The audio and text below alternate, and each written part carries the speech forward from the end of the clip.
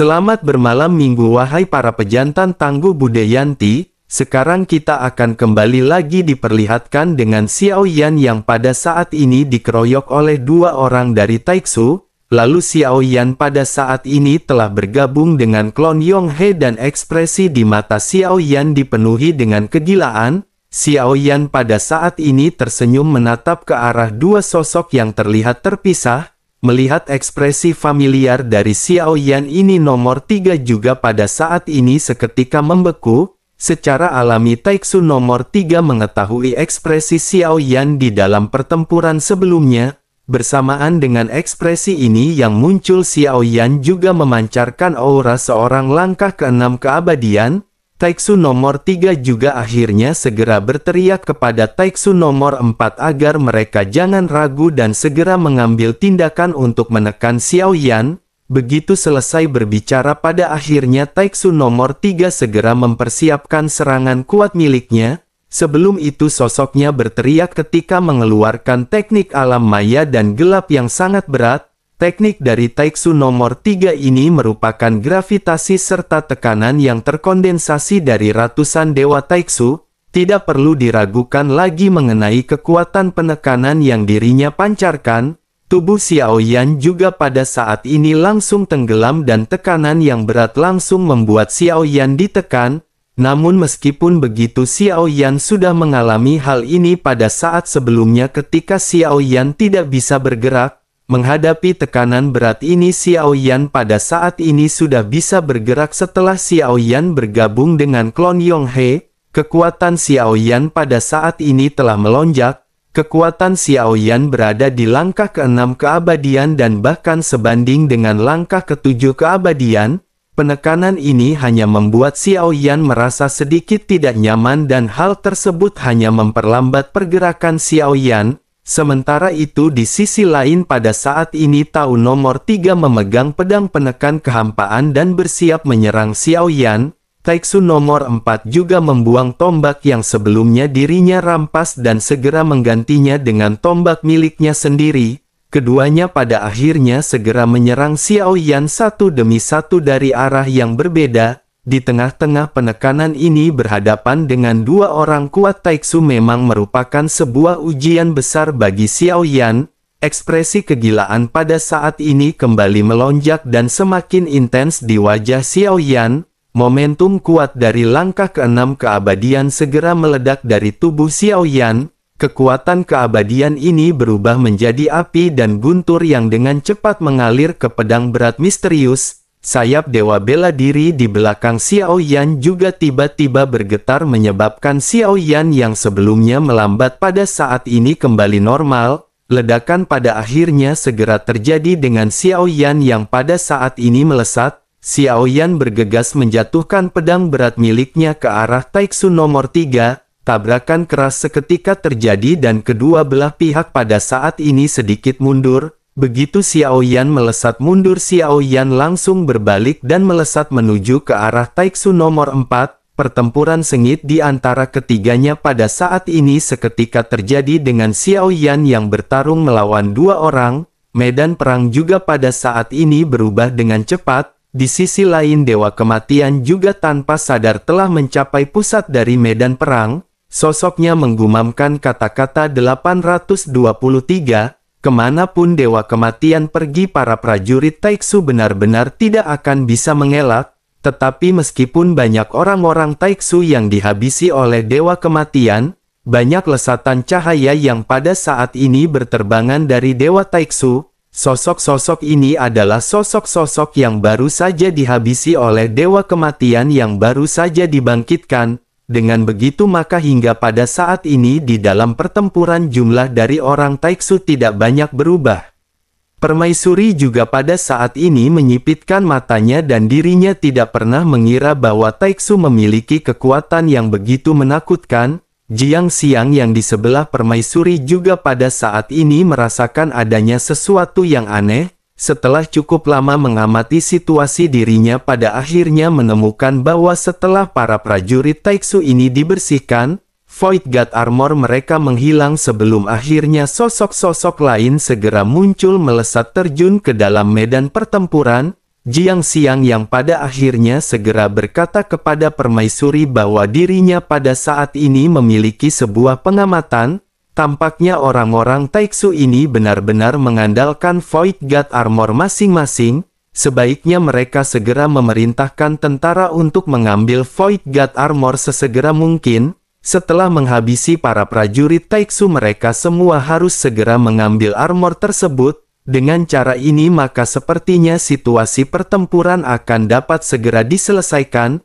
Mendengar apa yang dikatakan oleh Jiang Xiang yang, permaisuri pada saat ini tersenyum lembut. Sosoknya lanjut berkata bahwa dirinya tidak melihatnya dan kapankah Jiang Xiang yang menjadi begitu pintar. Ketika Jiang Xiang yang mendengar pujian dari permaisuri, dirinya pada saat ini segera mengencangkan kerah bajunya. Temperamennya tiba-tiba menjadi sedikit lebih sombong, namun sebelum dirinya mengungkapkan rasa bahagianya, permaisuri kembali berbicara dengan sedikit nada penekanan. Permaisuri berkata, apakah Jiang Xiang yang tidak memperhatikan Xiao Yan yang telah mengumpulkan Void God Armor untuk waktu yang lama? Jiang Xiang yang pada saat ini terkejut mendengar hal tersebut sebelum akhirnya matanya mencari sosok Xiao Yan.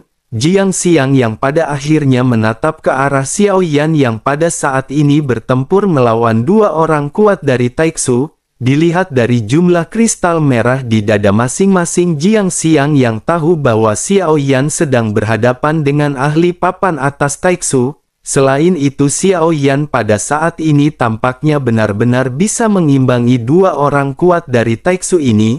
Xiao Yan juga mengenakan Void God Armor dan Jiang Xiang yang pada saat ini menyipitkan matanya. Saat kemudian Jiang Xiang yang pada akhirnya segera berkata kepada permaisuri bahwa ternyata permaisuri sudah mengetahui hal ini.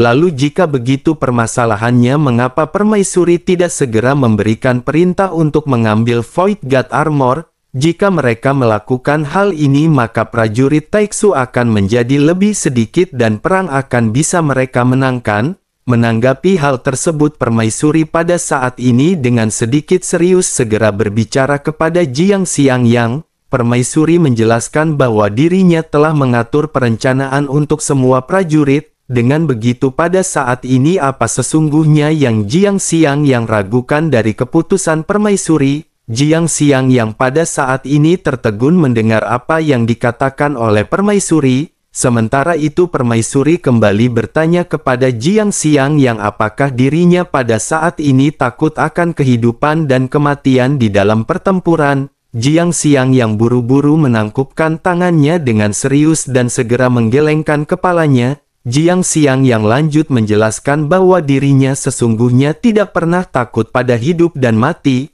Namun pada saat ini Jiang Xiang yang sedang memikirkan tentara-tentara yang ada. Mereka jelas tidak harus mati di dalam pertempuran seperti ini.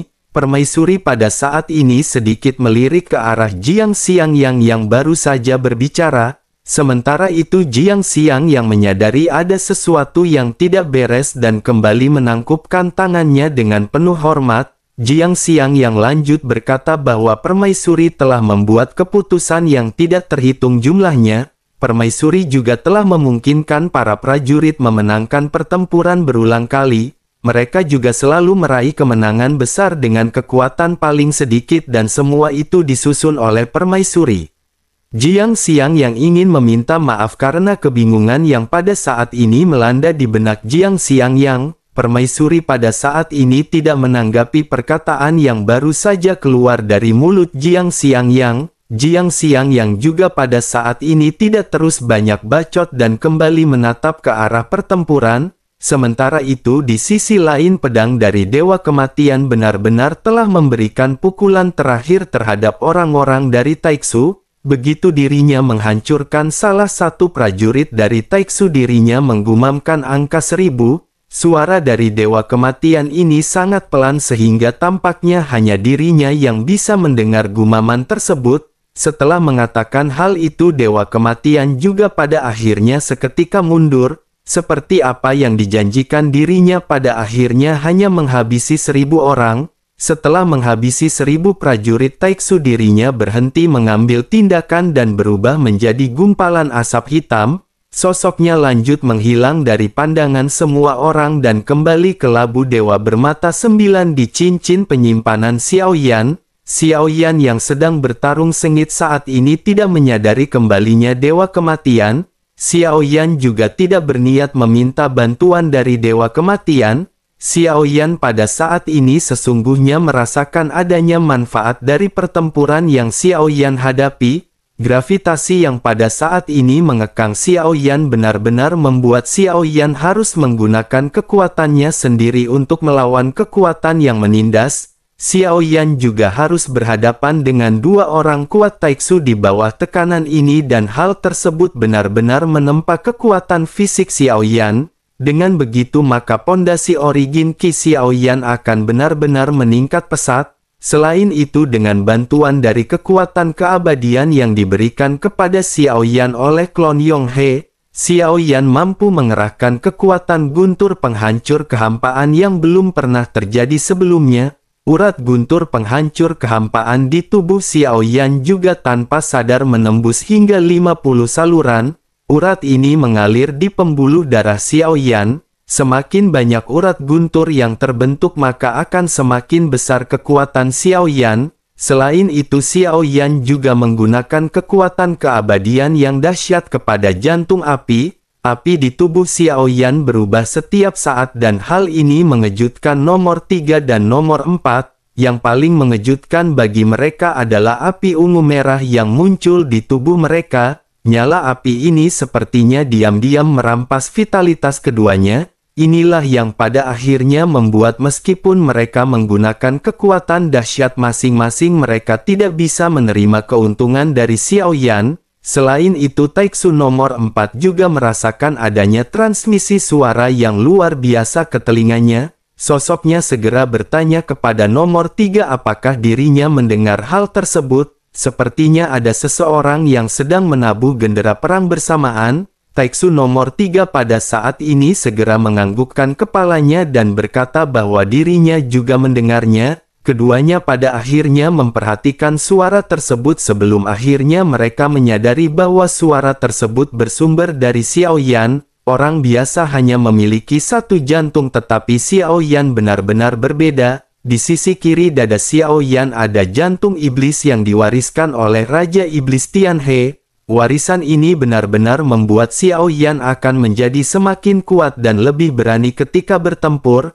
Energi iblis yang tersisa di mata Xiaoyan dan energi iblis yang keluar dari jantung iblis benar-benar menekan serangan balik di bawah kekuatan klon Yonghe. Hal ini pada akhirnya memulihkan kesadaran Xiaoyan dan Xiaoyan pada saat ini bisa menekan klon Yonghe. Begitu kekuatan yang lebih kuat ini bisa dikendalikan maka kekuatan yang ditampilkan juga secara alami akan berlipat ganda. Dengan banyaknya bantuan dan dengan banyaknya berkah yang telah diterima oleh Xiaoyan pada akhirnya Xiaoyan menjadi semakin berani dan menjadi semakin kuat. Pasokan kekuatan keabadian juga benar-benar tidak terbatas bagi Xiaoyan. Seiring dengan berjalannya waktu Xiaoyan pada saat ini secara perlahan menekan kedua orang kuat Taiksu. Pada akhirnya Xiaoyan pada saat ini segera melesat menuju ke arah Taiksu nomor 3. Xiaoyan melesatkan pedang berat misterius dengan kekuatan yang sangat kuat ke arah Taiksu nomor 3. Taiksu nomor 3 juga pada saat ini melesatkan pedang tipis dengan kekuatan keabadian yang jauh menjadi semakin kuat. Begitu keduanya berbenturan energi yang dipenuhi dengan kekerasan seketika menyebar ke segala arah. Meskipun pedang tipis milik Taiksu nomor 3 mengandung kekuatan keabadian yang agung, akan tetapi pedang berat milik Xiaoyan juga yang terbungkus api dan guntur tidak bisa diremehkan. Dalam konfrontasi terakhir dan konfrontasi singkat ini pada akhirnya pedang dari Taiksu nomor 3 benar-benar dikalahkan oleh Xiaoyan. Pedang Taiksu nomor 3 pada saat ini akhirnya benar-benar patah dan bersama dengan hal tersebut, pedang berat milik Xiaoyan seketika terjatuh dengan keras ke dada Taiksu nomor 3. Suara benturan seketika bergemak dan Taiksu nomor 3 pada saat ini terlempar mundur. Sosoknya kesulitan untuk menstabilkan tubuh dan dirinya benar-benar melesat ke kejauhan. Jika dilihat dari ekspresinya, Taeksu nomor 3 juga tampaknya benar-benar mengalami trauma akibat pukulan tersebut. Sementara itu setelah berhadapan dengan Taeksu nomor 3, Xiaoyan pada saat ini segera kembali mengayunkan pedangnya ke arah Taeksu nomor 4. Pedang berat juga pada saat ini segera dilesatkan ke arah Taeksu nomor 4. Benturan keras di antara keduanya terjadi dan Taeksu nomor 4 pada saat ini tampak lebih beruntung karena sosoknya melesat mundur tidak terlalu jauh. Sosoknya masih bisa menstabilkan tubuh dan melihat hal tersebut. Tanpa banyak basa-basi, Xiaoyan pada saat ini segera mengeluarkan teknik 7 langkah mengejutkan. Kekuatan yang diberikan kepada Xiaoyan oleh Yang Mulia pada saat ini seketika dengan kekuatan klon dewa asli dan klon Yonghe. Kekuatan tersebut telah mencapai tingkat yang belum pernah terjadi sebelumnya. Xiaoyan melakukan 3 langkah berturut-turut dan serangan ini segera dilesatkan ke arah Taeksu nomor 4. 3 langkah ini sudah cukup untuk menghadapi Taeksu nomor 4 dan sosok Taeksu nomor 4 menggertakkan giginya. Sosoknya segera menyilangkan tangan di hadapannya dan pertahanan yang kuat seketika terbentuk. Namun begitu keduanya seketika bertemu, pertahanannya benar-benar hancur dan kekuatan yang kuat benar-benar merobek Taeksu nomor 4 dengan gila-gilaan. Kedua orang kuat Taeksu pada akhirnya benar-benar dikalahkan oleh Xiaoyan. Xiaoyan pada saat ini masih memegang pedang berat misterius dengan kobaran api dan guntur yang terjalin. Apa yang dilakukan oleh Xiaoyan ini benar-benar mengejutkan banyak orang yang berada di sekitar. Bahkan Taeksu nomor 2 tidak menyangka bahwa kedua pasukannya akan dikalahkan oleh Xiaoyan. Meskipun keduanya bergabung dan menampilkan kekuatan terkuat masing-masing, pada akhirnya keduanya benar-benar dipukuli oleh Xiaoyan. Sesosok di belakang Taeksu nomor 2 juga pada saat ini segera berbicara kepada Taeksu nomor 2. Sosoknya menjelaskan bahwa orang ini ternyata memang memiliki sesuatu. Dirinya khawatir tidak baik bagi komandan nomor 2 untuk terus bertempur seperti ini. Orang-orang ini benar-benar sangat sulit untuk dihadapi dan dirinya juga khawatir hal ini akan memakan lebih banyak energi jika pertempuran terus berlanjut. Taeksu nomor 2 pada saat ini masih terdiam sebelum akhirnya sosoknya tiba-tiba segera mulai berteriak. Taeksu nomor 2 berkata agar semuanya pada saat ini segera mengambil tindakan.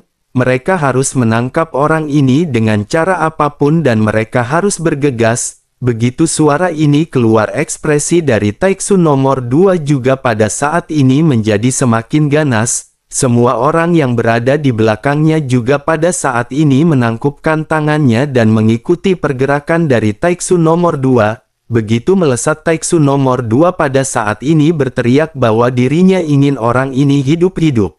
Semua orang mengangguk hingga pada akhirnya semuanya melesat menuju ke arah Xiaoyan. Pada saat ini setidaknya ada 1000 sosok yang berkumpul dengan cepat dan melesat ke arah Xiaoyan. Perubahan segera terjadi di medan perang dan mereka dengan cepat berkumpul menjadi pasukan yang terdiri dari 1000 orang. Permaisuri yang melihat pemandangan ini pada saat ini sudut mulutnya menjadi semakin terangkat menjadi senyuman. Xiaoyan yang baru saja mengalahkan Taeksu nomor 3 dan nomor 4 dan berniat untuk menghabisinya juga pada saat ini menyadari pergerakan tersebut. Xiaoyan pada akhirnya seketika menoleh dan melihat beberapa prajurit Taeksu yang pada saat ini melesat ke arah Xiaoyan. Beberapa prajurit di bagian depan memiliki 6 kristal merah di dada mereka. Prajurit Taeksu di belakangnya memiliki setidaknya 5 atau 4 kristal merah di dada masing-masing. Mata Xiaoyan pun seketika menyipit dan jika dilihat dari arah lesatannya, tampaknya mereka 100% pada saat ini menuju ke arah Xiaoyan. Xiaoyan pun tersenyum pahit dan bergumam apakah mereka benar-benar datang untuk Xiaoyan. Xiaoyan pada saat ini benar-benar tidak menyangka bahwa Taeksu benar-benar akan mengirimkan prajurit begitu banyak untuk menyerang Xiaoyan. Xiaoyan pun bertanya-tanya hal apakah yang Xiaoyan lakukan hingga pada akhirnya mengundang banyak orang Taeksu. Xiaoyan pada akhirnya memutuskan untuk mengabaikan Taeksu nomor 3 dan nomor 4 dan bersiap untuk penyerangan Taeksu lainnya. Xiao Yan juga pada saat ini memandang ke arah permaisuri dan permaisuri pada saat ini sama sekali tidak bergeming melihat tatapan Xiao Yan. Xiao Yan pada akhirnya kembali menoleh ke arah orang-orang Taiksu dan Xiao Yan pada saat ini mencari cara bagaimana menyelesaikan pertempuran ini.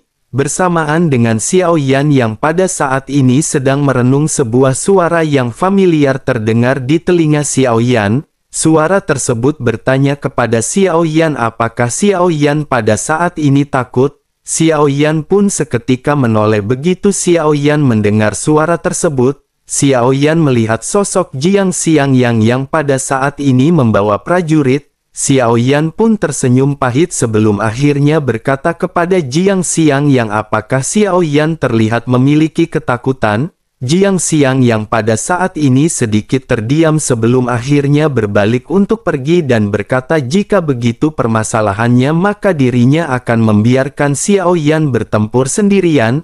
Xiao Yan terkejut sebelum akhirnya Xiao Yan buru-buru meminta maaf kepada Jiang Xiangyang.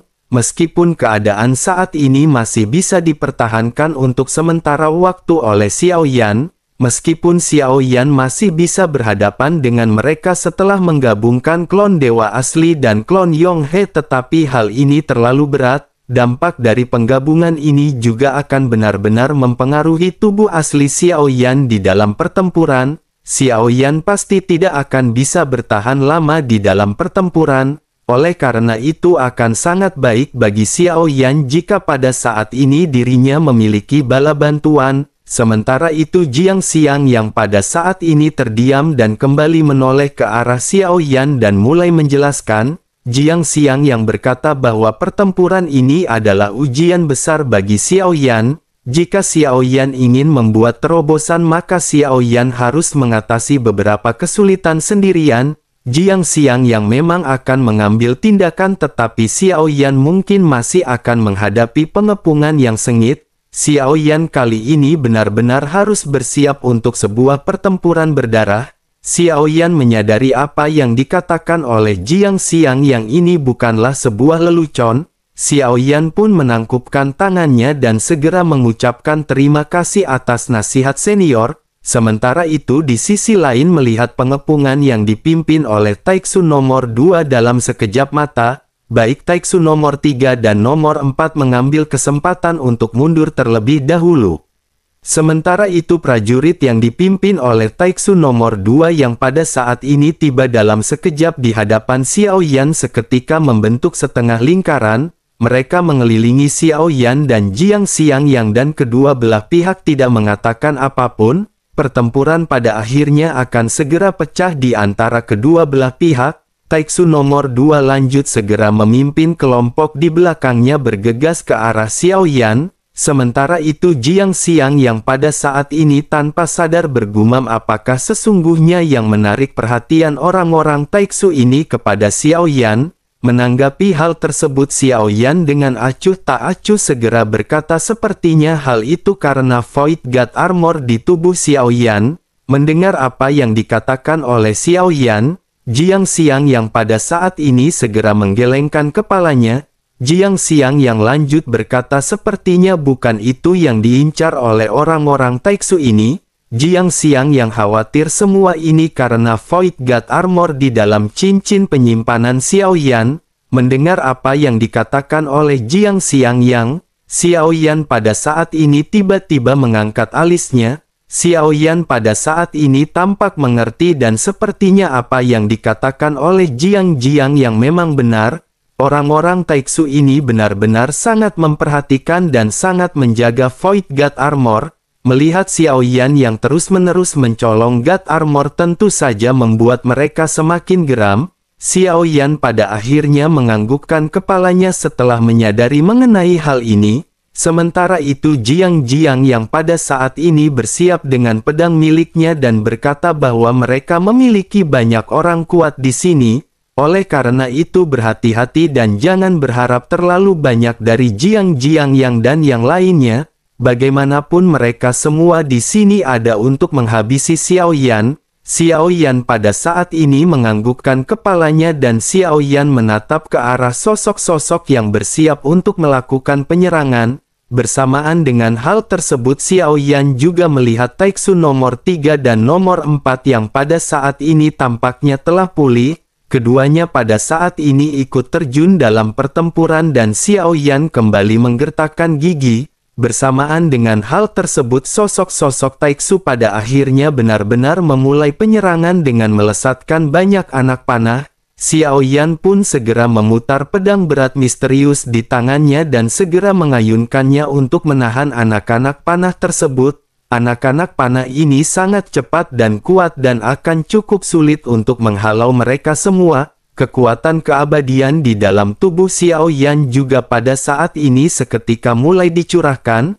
Kekuatan keabadian ini berubah menjadi lautan api dan guntur dan di bawah intensitas yang seperti itu, jantung guntur penghancur kehampaan milik Xiao Yan masih terus-menerus terbuka. Xiao Yan juga pada saat ini terkejut setelah menyadari bahwa urat guntur ini benar-benar akan menembus ke total 60. Xiao Yan lanjut bergumam bahwa total ada 108 urat jantung guntur penghancur kehampaan. Jika semuanya bisa dibuka, Xiao Yan khawatir kekuatan sebenarnya dari guntur penghancur kehampaan bisa dilepaskan. Xiao Yan pun menggertakkan giginya dan Xiao Yan pada saat ini kembali fokus pada pertempuran. Xiao Yan tanpa banyak penundaan lagi segera melesat ke dalam medan pertempuran dan banyak benturan pada saat ini terjadi. Sambil bertempur pada saat ini Xiao Yan juga terus-menerus memiliki sebuah pemikiran di benaknya.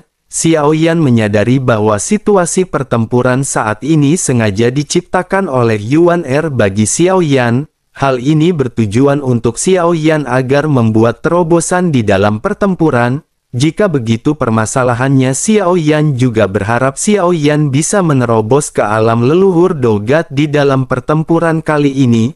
Memikirkan mengenai hal ini Xiao Yan pada akhirnya bergumam di manakah bintang kelahiran Xiao Yan berada. Xiao Yan pada saat ini terus-menerus melakukan pembantaian di tengah-tengah pertempuran. Xiao Yan telah memasuki keadaan gila.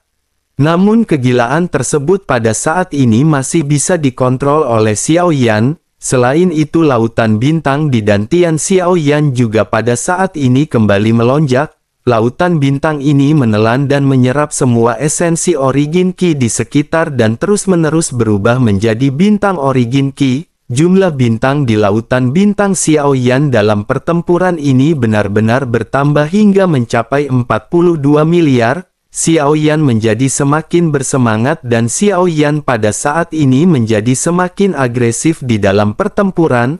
Melihat Xiao Yan yang pada saat ini melakukan pembantaian Taiksu nomor 2 juga sudah mendekati Xiao Yan, sosoknya segera berteriak bahwa mereka pada saat ini harus menyerang orang ini bersama-sama.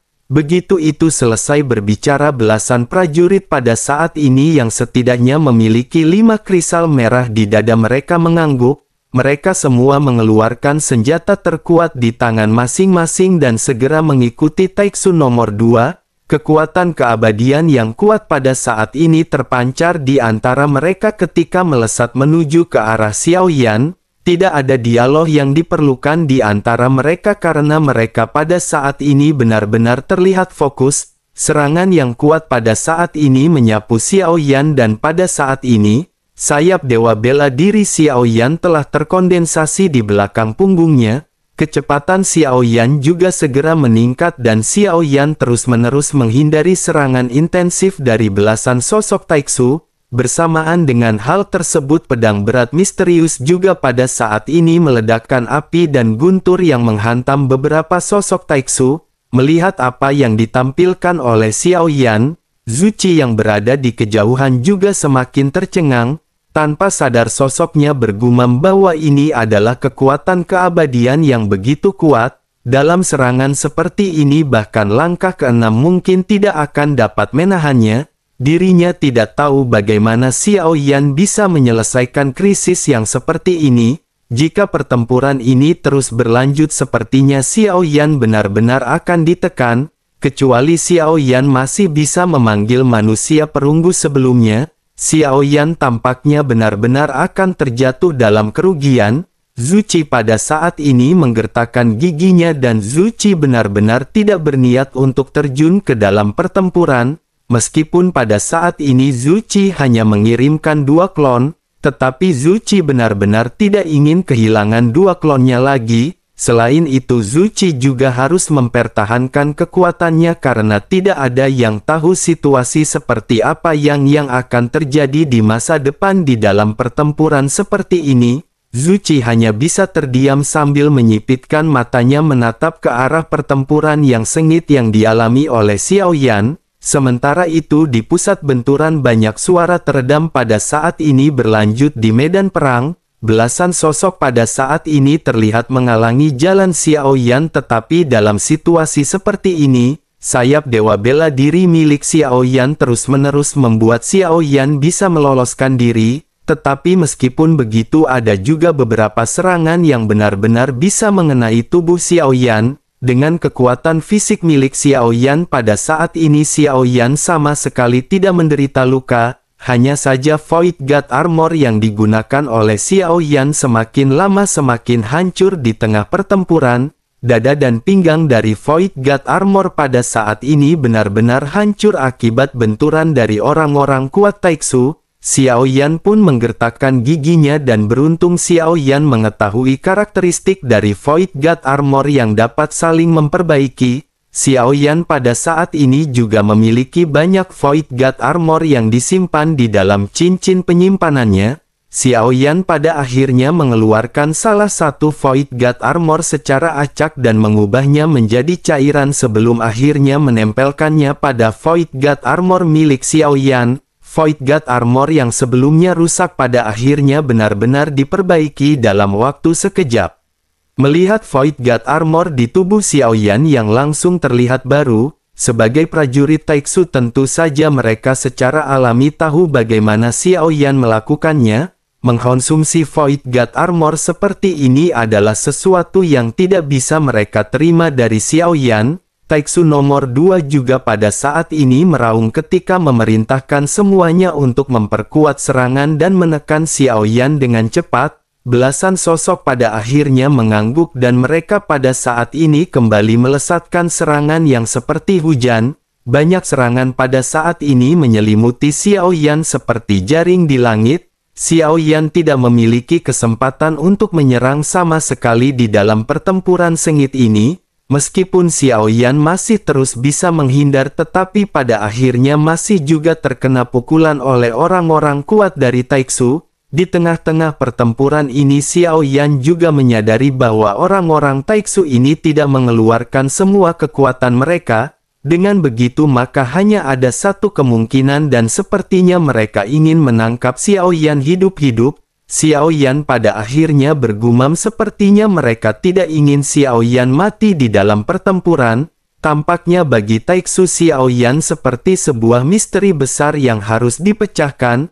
Xiao Yan mengetahui terlalu banyak rahasia yang dimiliki oleh orang-orang dari Taiksu. Dengan begitu maka mereka ingin mengetahui siapakah sesungguhnya Xiao Yan. Mereka ingin tahu bagaimana Xiao Yan bisa mempelajari dan bagaimana Xiao Yan bisa menggunakan Void God Armor meskipun Xiao Yan bukan keturunan Taiksu. Menyadari hal tersebut Xiao Yan pada akhirnya sedikit mengangguk dan Xiao Yan kembali fokus pada pertempuran. Sementara itu pada saat ini belasan sosok Taiksu semakin lama semakin intens menyerang Xiao Yan. Namun semakin intens serangan mereka semakin sengit pula perlawanan yang ditampilkan oleh Xiao Yan. Belasan sosok ini tidak mampu menekan Xiao Yan untuk sementara waktu. Void God Armor di tubuh Xiao Yan juga kembali hampir hancur tetapi pada akhirnya dengan cepat kembali pulih. Sosok-sosok dari Taiksu pada saat ini jadi semakin marah dengan apa yang baru saja ditampilkan oleh Xiao Yan.